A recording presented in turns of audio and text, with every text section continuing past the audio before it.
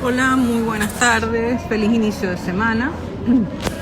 El día de hoy voy a explicar con respecto a la carta del subsecretario o el inicio de sanciones, que son un poquito diferentes, pero tienen aspectos bastante comunes. Cuando usted va a comunicarse con el abogado porque le llegó el inicio de sanción y tiene que responder la carta, o bien quiere hacer la carta al subsecretario para pedir la visa humanitaria, es vital que usted haga una carpeta física que después la tiene que transformar. Avísenme si se escucha. Después la tiene que transformar en algo online, pero mínimo usted debe tener pasaporte o cédula venezolana, debe tener la autodenuncia, debe tener los antecedentes penales apostillados, un contrato de trabajo notariado, y debe tener mínimamente bien sea un título profesional, o si tiene algún tipo de enfermedad, ese informe médico. Si usted me dice que fue opositor al gobierno y lo están persiguiendo, una inscripción a ese partido opositor. Si tiene un problema de salud mental, un informe psicológico. Si usted es hipertenso o diabético, un informe, bien sea de Venezuela o de Chile. Lo importante es que un médico valide los dichos que usted está manifestando. La única diferencia entre el inicio de sanciones y la carta del subsecretario es a quién van dirigidas. La carta del subsecretario se dirige a Víctor Ramos Muñoz y se envía a Teatinos 92 piso 7. Por otro lado, el inicio de sanciones se envía a Luis Taller Correa, que es el director de extranjería, y que su oficina está radicada en San Antonio, 580 piso 1. Avisen si escuchan. Entonces es vital en ese sentido que usted organice la documentación y los motivos, porque esa es una carta que usted puede redactar perfectamente, pero lo que tiene que saber explicar es los motivos por los cuales usted no pidió una visa, eso se llama descargo, los motivos por los cuales usted entró de esa forma, es decir, de manera irregular, y los motivos por los cuales quiere una visa. Entonces usted tiene esa carta que explicar su fecha de llegada, qué se dedica a usted, dónde vive, correo, porque se envía por envíos postales. También se hace por la página online, según como le llega a usted la comunicación. Si a usted se la dan en PDI presencial, usted tiene que mandar un sobre que va a elaborar, puede elaborar usted mismo. Usted compra en una librería, la que tenga cerca de su casa, un sobre tipo oficio, imprime toda esa información y usted coloca destinatario, Servicio Nacional de Migraciones o un subsecretario del Interior, coloca el funcionario y coloca la dirección que acabo de mencionar hace 3 minutos atrás. Y pone por detrás sus datos, nombre y apellido, dirección, teléfono, correo, pasaporte o cédula, con lo que usted se identifique en el país, y esto usted paga y lo envía. Y después tiene que estar escribiendo por Tique Ayuda a Migración o por el CIAC para saber del estado de ese trámite. Si usted no está insistiendo y hasta que no le llegue una negación como tal, usted tiene cada 15 días, cada 2, 3 meses, según el tiempo que usted tenga o cuando se acuerde, estar insistiendo. Esto es importante también, por ejemplo, está pasando con los casos de refugio. Está llegando mucha gente a pedir refugio que ingresó por paso no habilitado, pero no tienen orden. Y para pedir un refugio hay que tener una serie de documentaciones. Entonces las personas van, declaran y después extranjería pide que eso lo subas online y te crea un usuario en la página y la gente no sabe qué hacer. Y principalmente el problema está en que la autodenuncia no va a llegar a los 7 días.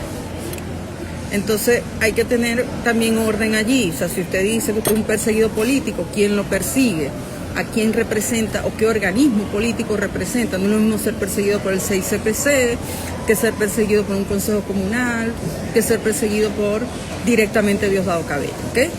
Eso hay que especificarlo con claridad. Por ejemplo, usted tiene que hacer como una cronología. Yo en el año, vamos a poner 2004, me inscribí en el partido, voy a dar ejemplo, Voluntad Popular, cuando estaba en la universidad. Y de ahí empecé a hacer un activismo que me llevó a estar en tales y tales actividades y poner la foto. Yo salí en periódicos. Yo por lo menos tengo una persona que me mandó aproximadamente 20 publicaciones de periódico donde él salía en declarando contra el gobierno. ¿Okay?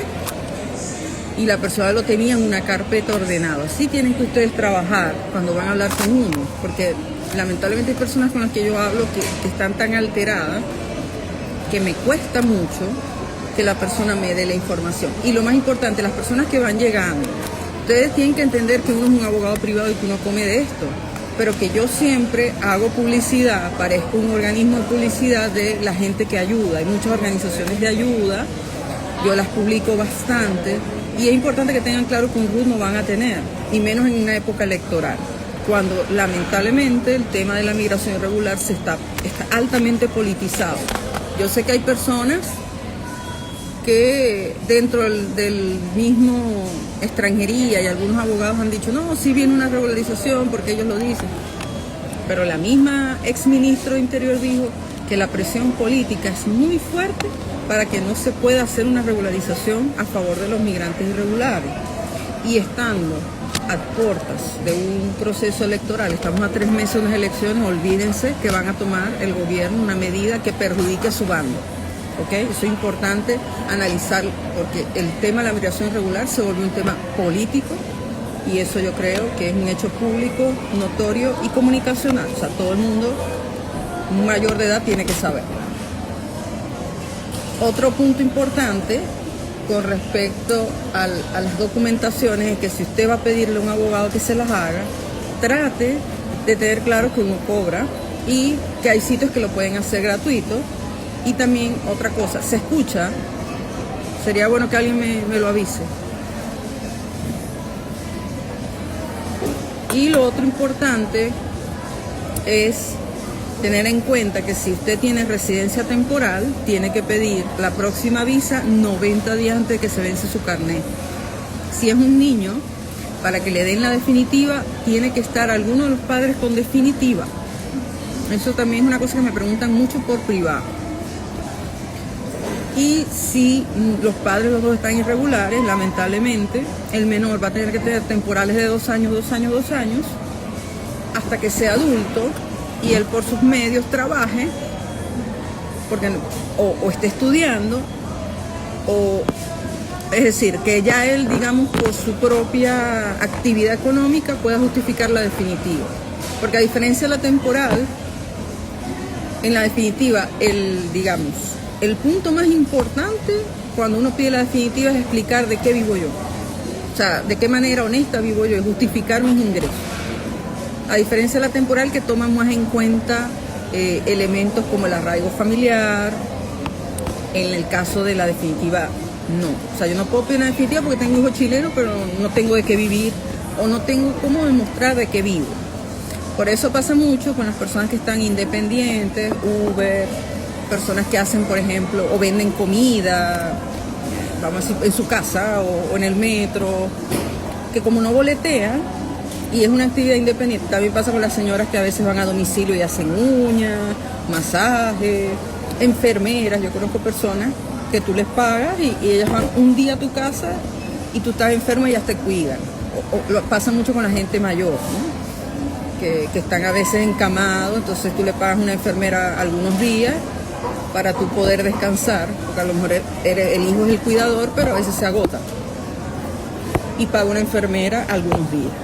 O también hay empresas que a veces los supermercados pagan a veces, yo conozco personas que trabajan en supermercados y me dicen, no, a veces piden un reponedor y yo digo que mi hijo puede venir y le pagan ese día. Hay personas que trabajan en limpieza por día, no viven en las casas. Más que todas las que viven en la casa es la nana, esa sí tiene contrato, pero el que trabaja eventual tiene que boletear. Pero cuando estás irregular, el Servicio de Impuestos Internos no te da para emitir boleta, entonces eso es un problema. Pero cuando estás con papeles sí tienes que organizar eso con un contador, eso es importante. Entonces bueno, doy esos detalles porque me escribe mucha gente cuando les llega el proceso sancionatorio que se ponen nerviosos. Y me cuesta mucho lograr que la persona me provea la información.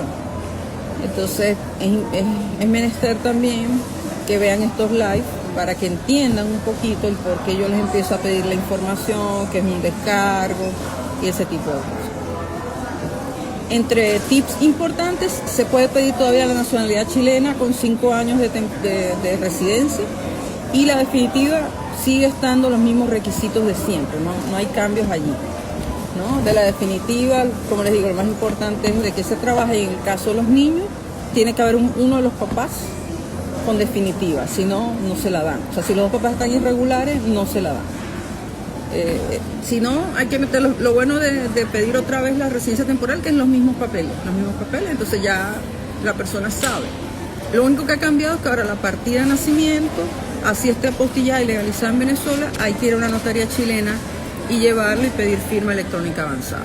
Ese es el único cambio que pudiese haber de hace 2 años para acá, ¿ok? Entonces, bueno, los voy a dejar, pero voy a dejar esto grabado por si acaso tienen preguntas con respecto a la carta del subsecretario o al inicio de sanciones, que son los trámites iniciales después de la autodenuncia que hace toda persona que tiene un ingreso por paso no habitado siendo mayor de edad. A los niños siempre les van a dar papeles si tienen una partida de nacimiento, lo que es que si los niños no tienen cédula y pasaporte, la mayoría de las municipalidades y organizaciones no les ayudan. O sea, es decir, los papás tienen que ver un tutorial y aprender a hacer solitos los trámites. Esa es la situación que hay.